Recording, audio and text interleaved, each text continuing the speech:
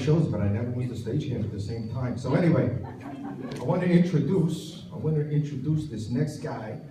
He is very funny. He's a really great comic. He's very good looking. And he's also a great friend of my family. Let's hear it for Jackie Mason. Lady, were you expecting Buddy Hackett? So here's the deal here. I was driving up last week in the mountains with Shaky Green. We were having a good time because he was doing the Concorde and I was doing Grossingers. And we were sitting while the driver was driving and we were writing jokes. None of these jokes have been told before in front of an audience, so you're going to be my test audience, okay? Is that all right? Yeah. Are you sure? Yeah, got it. Anybody out there? Yeah. Okay. This is not a shiver call. Don't forget that. The Jewish people will explain that to you later. So anyway, this old couple is driving and the wife can't hear too well. So all of a sudden the lights go on and the trooper pulls them over and the trooper says, he walks up to the car and says, "Can I see your license and registration, please?" So the wife says, Harold, what did he say? He wants to see my license and registration. I think I might have been going too fast. That's too bad. All of a sudden, the trooper says, "Let me see that license." "Ah, I see. It says that you live in Wisconsin. What are you doing in Florida?" "Well, officer, and the wife says, "Harold, what did he say?" "I told him that we live in Wisconsin, but we're down here in Florida." And then the trooper says, "So let me ask you a question. You know something? I remember when I lived in Wisconsin, I had the worst sex with this woman that I could still remember to this day." "Harold, what did he say?" "He thinks he knows you." We'll keep that one. Okay. So this rabbi's at a convention, and he gets a knock at the door. A lot of rabbis there, and he gets a knock at the door, and this beautiful lady, she walks in the apartment, and she says, "I'm a present of Rabbi Horowitz." He says, "Oh yeah, I can't believe this. This is a rabbinical convention, and Rabbi Horowitz should do such a thing. I can't understand this." And he runs over to the telephone. "Get me Rabbi Horowitz on the phone right now. Rabbi Horowitz, I can't." And all of a sudden, the lady starts walking out, and he says, No, I'm mad at him. I'm not mad at you." Okay, we'll take that off the list. So these two peanuts are walking down the street in a bad neighborhood. One got assaulted. Well, I like that one. Okay. This old Italian couple, they've never been married before, so this is their wedding night.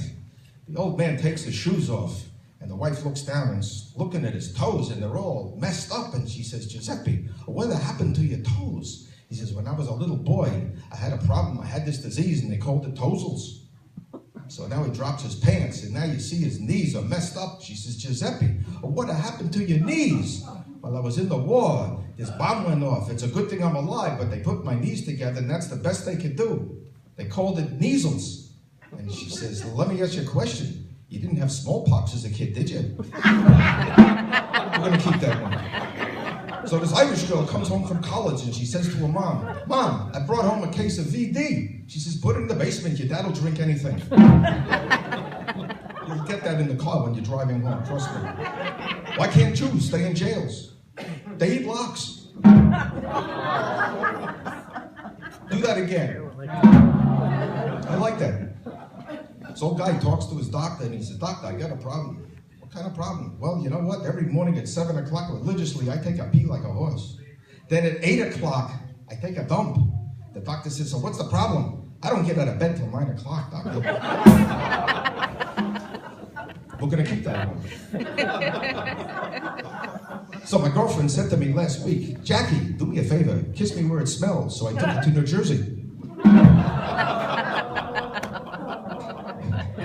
I like that one a lot. Shaky loved it. We're keeping it. You know why Jewish mothers don't drink alcohol, don't you? It interferes with their suffering. Off the list. Okay.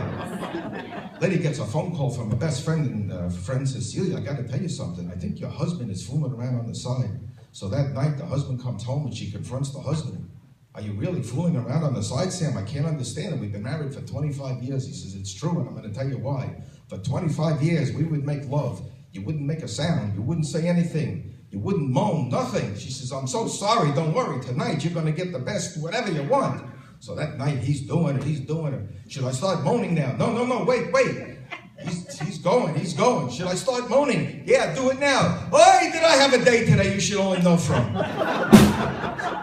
It's a keeper. So this Japanese emperor puts an ad in the newspaper. You can keep laughing, it's okay. There's a Japanese emperor, and he's looking for a new samurai. And he puts an ad in the local newspaper, and 3 guys show up. A Japanese samurai, a Chinese samurai, and a Jewish samurai. You figured there'd be a Jew in there someplace, right? So he says, okay, what can you guys do? So the Japanese samurai has this little wooden box. He opens it up. A fly comes flying out, and he takes his sword, and he goes, shh, and the fly gets cut in half. And he's like, that is very, very impressive. Next, he says, okay, to the Chinese samurai, so what can you do? So he has a little box, and he opens it up, and the fly comes flying out.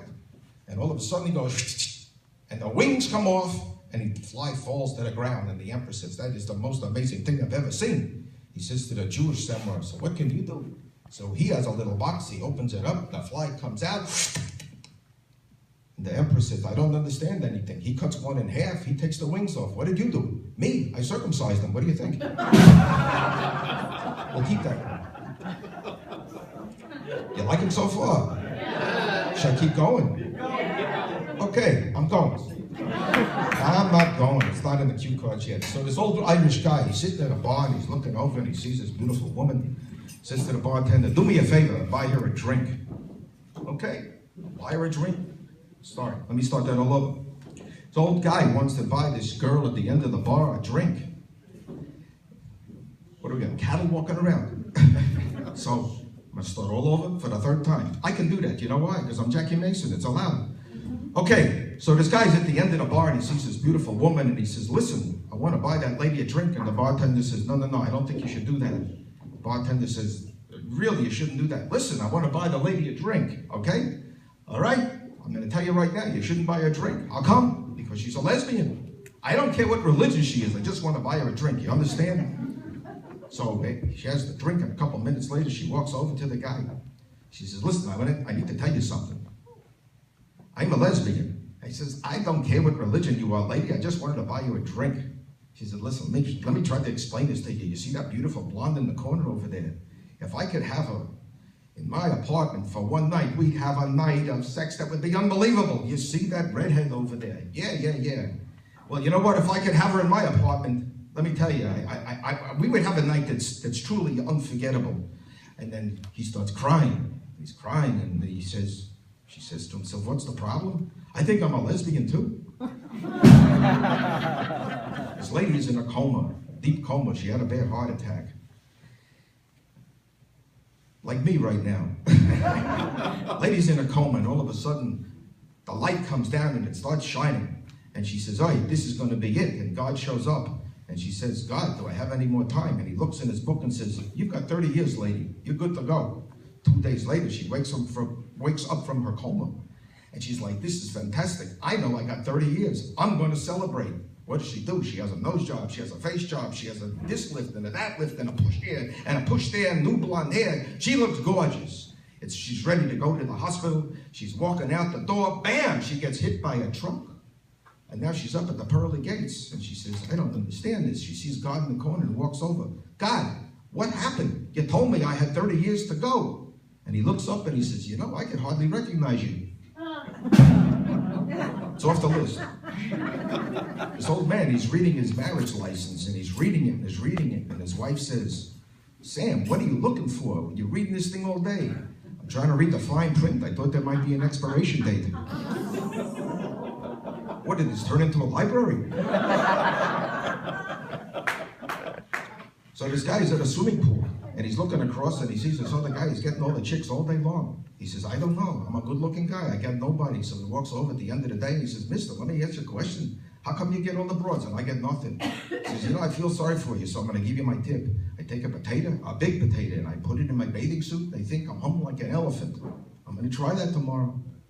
He's sitting there all day long. Nothing happens. He walks over at the end of the day. He says, mister, I did exactly what you said. I got this biggest potato, and I put it in. And he looks at it. He says, schmuck, you're supposed to put it in the front? Good thing I got your back. I was getting nervous. So this guy, he walks in, this nurse works in an old age home. And one day she comes to work, and there's this guy, Mr. McDonald, and he's very sad-faced. It's like late in the afternoon, and he's still walking around in his pajamas.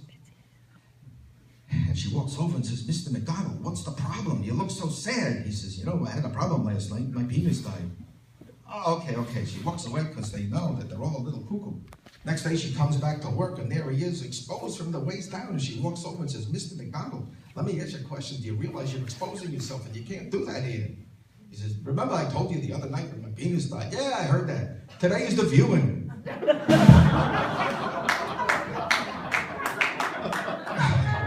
So on that note, I'm going to bring out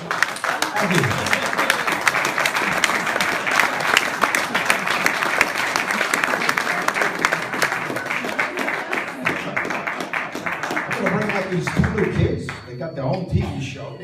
Me, they threw me off TV. Ed Sullivan, anyway, that's an inside joke. You got to know about that. I got monkeys. Anyway, he is a great pianist, and she is one hot chick, and they took a break from taping their new TV show, which is called the Sonny and Cher Hour. Let's hear it for Sonny and Cher.